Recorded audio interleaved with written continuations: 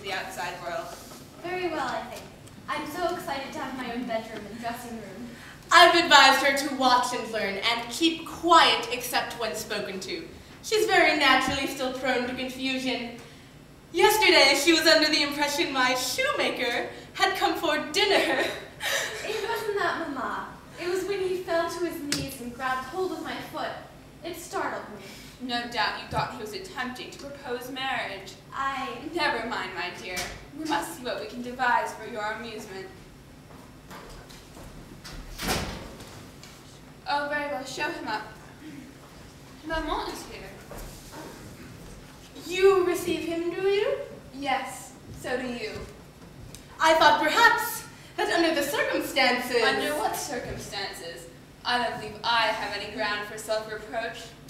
On the contrary, as far as I know, you're virtually unique in that respect.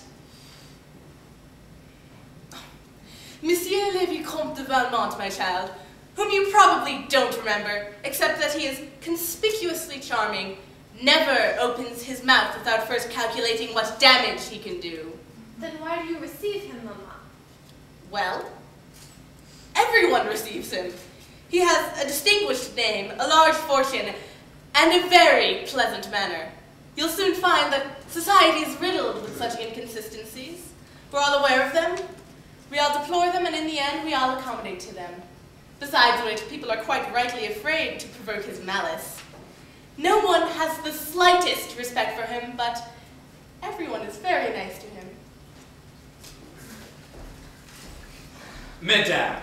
Vicomte. What a pleasant surprise! How delightful to see you, Madame. You remember my daughter, Cecile? Well, of course, but who could have foretold she would flower so gracefully? I wanted to call on you before leaving the city. Oh, I'm not sure we can allow that. Why should you want to leave? Paris in August, you know. And it's about time I paid a visit to my dear old aunt. I've neglected her disgracefully. I approve of your aunt. She takes an intelligent interest in the young. She's been able to maintain a kind of youthfulness of her own. All the same... Will you please give Madame de Rosemonde our warmest regards? She's been kind enough to allow us to stay at the chateau, and I hope perhaps later... I shall make a point of it, Madame. Please, don't let me interrupt your game. I think I may have lost enough for this evening. Your daughter evidently finds our conversation intriguing. I'm sorry. I'm used to being asleep by 9 at the convent. So I should hope. I think it's time we took you home.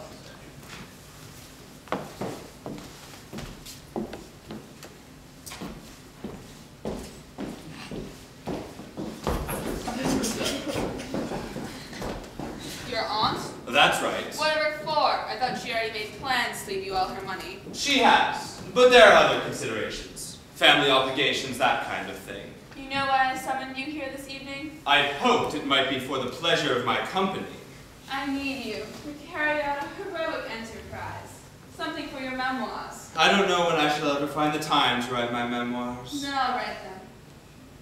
Remember when Gercourt left me? Yes. And went off with that fat mistress of yours whose name escapes me? Yes, yes. No one has ever done that to me before.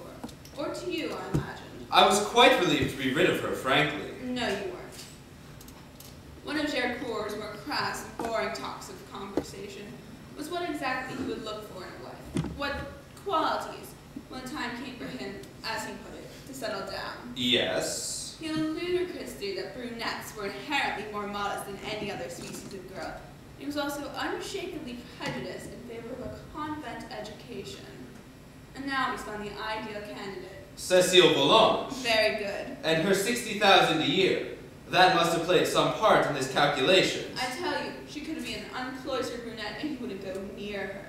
His priority, you see, is a guaranteed virtue.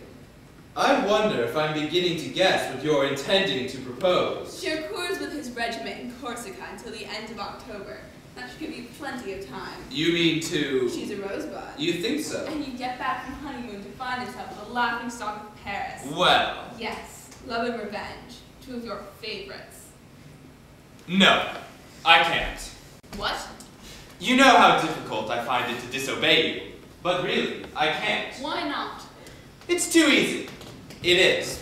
What is she, 15? She's seen nothing, she knows nothing. She's bound to be curious. she'd be on her back before you'd unwrap the first bunch of flowers. Any one of a dozen men could accomplish it. I have my reputation to think of. I think you underestimate her. She's very pretty and has a rather promising air of languor. You mean she falls asleep a lot? Well, perhaps your Bella Roche is the man for her. Belle Roche was an idealist. Oh, bad luck. I knew there was something the matter with him. There is someone who's already fallen for her. Young Danceny. He goes around to sing duets with her. And you think he'd like to try a little close harmony? Yes, but he's as timid and inexperienced as she is. We couldn't rely on him.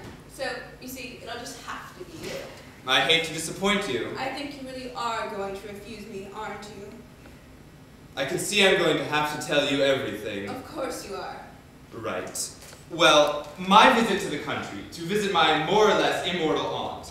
The fact of the matter is, it's the first step towards the most ambitious plan I've ever undertaken. Well, go on. You see, my aunt is not on her own just at the moment. She has a young friend staying with her, a Madame de Tourvel. Yes. She is my plan. You can't mean it. Why not? To seduce a woman famous for her religious fervor, strict morals, and the happiness of her marriage, what could possibly be more prestigious? I think there's something very degrading about having a husband for a rival. It's humiliating if you fail, commonplace if you succeed. Where is he, anyway? He's presiding over some labyrinth case in Burgundy, which I'm reliably informed will drag on for months. I can't believe this. Apart from anything else, she's a front. Well, it's up to her ears in case you might catch a glimpse of a square inch of flesh. Yes, clothes don't suit her.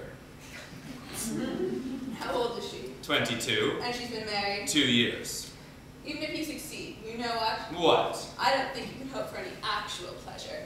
They never let themselves go, those people. Take care now. You're speaking about the woman that Yes. I've set my heart on. And I can't necessarily agree with your theory about pleasure. You see, I've no intention of breaking down her prejudices.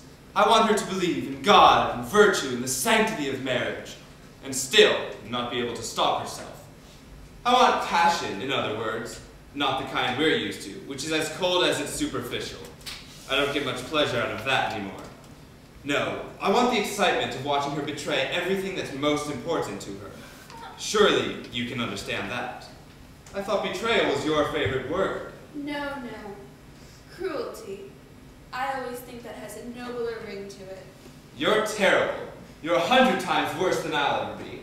Since we started this little mission, you've made many more converts than I have. You make me feel like an amateur. And so you are, really. You may as well be in love. If love is not being able to think of anyone else all day or dream of anyone else all night, then perhaps I am. That is why I must have her, you see, to rescue myself from this ridiculous position. Love is something you use, not something you fall into, like a quicksand. Don't you remember? It's like medicine.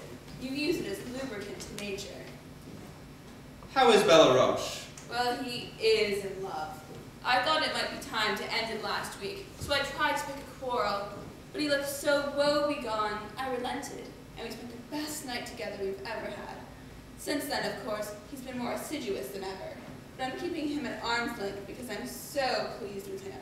So you're not about to leave him? No, I told you, at the moment I'm very pleased with him. And he is currently your only lover? Yes. I think you should take another. I think it most unhealthy, this exclusivity. You're not jealous, are you? Well, of course I am. Bella Roche is completely undeserving. I thought he was one of your closest friends. He is, so I should know what I'm talking about. No, I think you should organize an infidelity. With me, for example. But we decided it was far more important for us to preserve our friendship and to be able to trust each other implicitly. Are you sure that wasn't just a device to heighten our pleasure? You refuse to grant me a simple favor and then you expect to be indulged. It is only because it's so simple. You wouldn't feel like a conquest.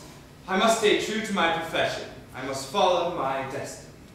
Well, in that case, come back when you've succeeded with Madame de Tourvel. Yes. And I will offer you a reward. My love. But I shall require proof. Certainly.